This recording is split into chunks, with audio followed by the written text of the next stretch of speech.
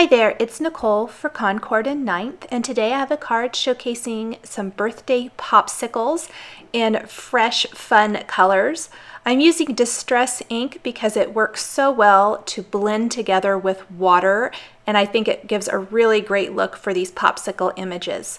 I've also finished the inside of the card with additional stamped popsicles and a greeting. To start my card design, I'm going to take the solid popsicle image and I'm going to ink it up with a couple colors of Distress ink. For the pink popsicle, I am using some spun sugar and then rolling on a little bit of picked raspberry. And I apologize, I was a little out of the frame here for blending those colors together, so I'll show that here with some additional colors. But you can see it doesn't blend that great. I did spritz it with a little water from the Distress sprayer before stamping it on watercolor cardstock. But the magic of Distress inks is that they react with water. So by taking a paintbrush dipped in water, this popsicle that really doesn't look that great the way it was originally stamped, you can totally fix by just blending it out with water. So I'm just simply taking my paintbrush, blending until I get that nice seamless look where it's lighter to darker. Here is a little squeezed lemonade and carved pumpkin. Again, this is a pretty big jump from yellow to orange as far as color goes, and you're going to see that when I stamp it next to the pink popsicle here. I did spritz it with water before I took it to my paper, and I spritzed it a little bit more than I did the pink one. It's always a gamble. You're going to see a couple of mistakes along the way. It's pretty easy to just stamp it again. But I am going to take those little lines now and stamp those with carved pumpkin in my popsicle, and they're going to be really harsh. But again, the magic of Distress inks is taking that water and a little paintbrush here and blending that out. So I'm definitely going to be blending that carved pumpkin into the squeezed lemonade, and it's going to give me that nice gradient of color that I'm looking for, but also give me more of that popsicle look that I'm also going for. I'm going to take the little heart from the Sweet and Cool Concord 9th stamp set and stamp some of these images in my pink popsicle using that picked raspberry ink. I used second generation for that last popsicle there. Now again, they're a little harsh. This popsicle has dried most of the way, so I am going to go ahead and take a little bit more water and blend those out. I want them to look like they're inside the popsicle, kind of like those popsicles you can make at home when you can put like fruit and things in. I thought that was kind of the look I was going for with that particular popsicle. Next, I'm combining one of my favorite color combinations. I actually really love all of these, but I love Twisted Citron and Cracked Pistachio. And this one, I got too much water, I think. I just really felt like it was a little too wet when I took it to my paper.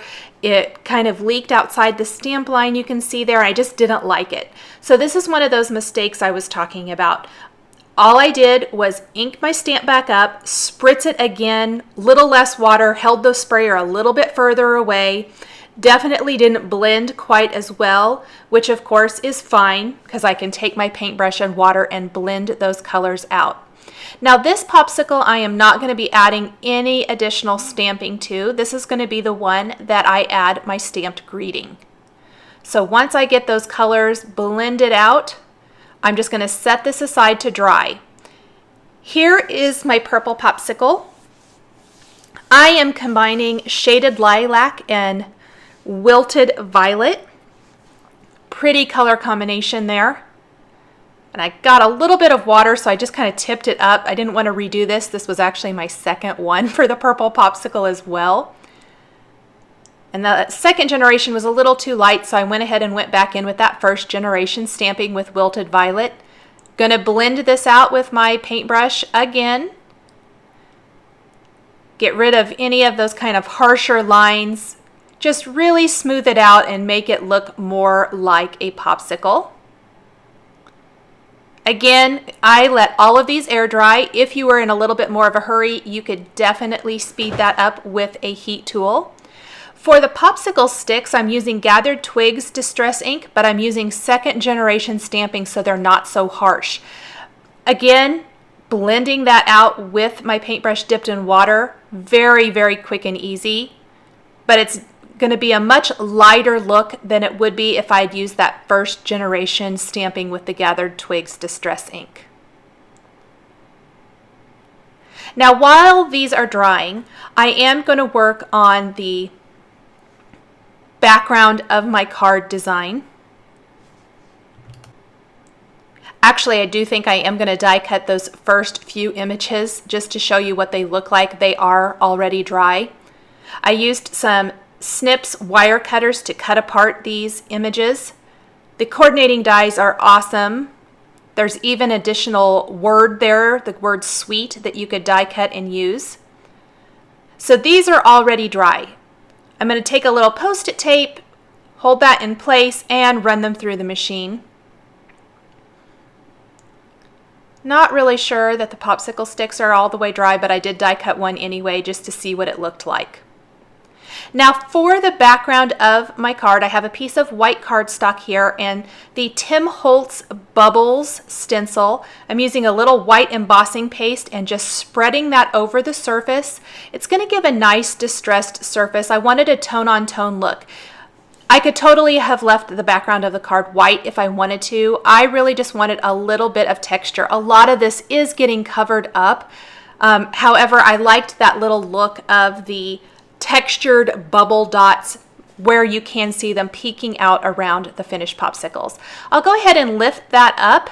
I'm just scraping any of that excess embossing paste that I can off of my stencil, putting it back in the jar, and then making sure and washing my stencil and palette knife immediately because otherwise it dries onto those stencils really quickly.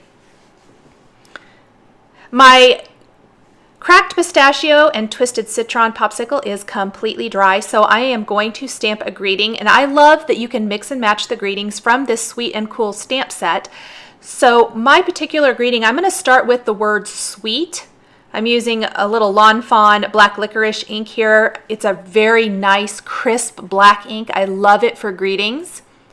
Then I'll stamp the word birthday underneath, and then up above the word sweet, I'm going to stamp have a. So it'll read have a sweet birthday. But there are any number and different combinations of greetings you can use. It definitely doesn't have to be birthday with this stamp set. Now I did round the corners of both my card base and the background there with my popsicles. Somehow I forgot to turn my video camera on when I adhered my popsicles to the background. That simply was using a little foam adhesive and kind of angling them this way and that. So you're not missing a whole lot there. That was mostly just the adhesive. But I thought it would be fun to finish the front of the card with some of these pretty pink posh clear droplets in both the 6mm and 4mm size.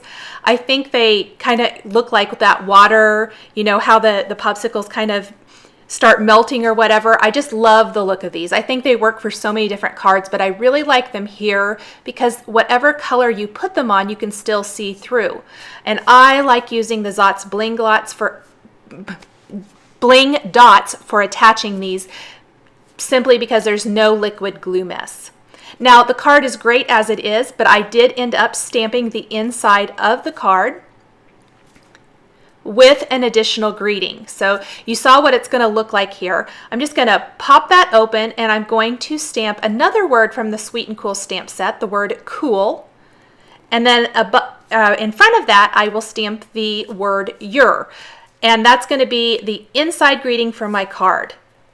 Again, it would be perfect finished just like it is here. I did go ahead and take the smaller popsicle design, and I'm going to use the outline first with the black licorice ink, and I'm going to stamp that in the bottom right corner a couple times, kind of off the edge of the card. Stamp another one there. And then I couldn't decide if I wanted to do a third one, but I think that 2 is plenty. It leaves me some space to handwrite a greeting to the recipient. I'm going to take the solid image And just like before, I am going to kind of use that rock and roll technique to add 2 colors of ink to the design. The only difference here is I don't want to use water. This is traditional solid cardstock. It is not watercolor cardstock, and I don't want it to warp or anything. So I just kind of worked to get those colors to blend as good as I could on the stamp itself, and then kind of rolled it in place. I stamped these off on my scrap paper a couple times to make sure I liked how it looked before I committed to the card. I've also added a stamped heart there from the Sweet and Cool stamp set to the end of the greeting. This is the squeezed lemonade and carved pumpkin. Again, I tried that a couple times. I really wanted to make sure it looked good. I found taking the dark color first and then going to the lighter one tended to work a little bit better. So there is the inside of the card all finished. And it just takes the front of the card to the inside. I used a little bit of the Gathered Twigs Distress Marker to color in the popsicle stick. And there is the finished card design. Thanks for joining me for the Concord 9th birthday bash. The supplies I've used to create this card are listed and linked below the video here on YouTube. Here are a couple more videos showcasing Concord 9th stamps and dies that you might be interested in. Please subscribe for weekly card making and stamping videos. Thanks for watching, and we'll catch you next time.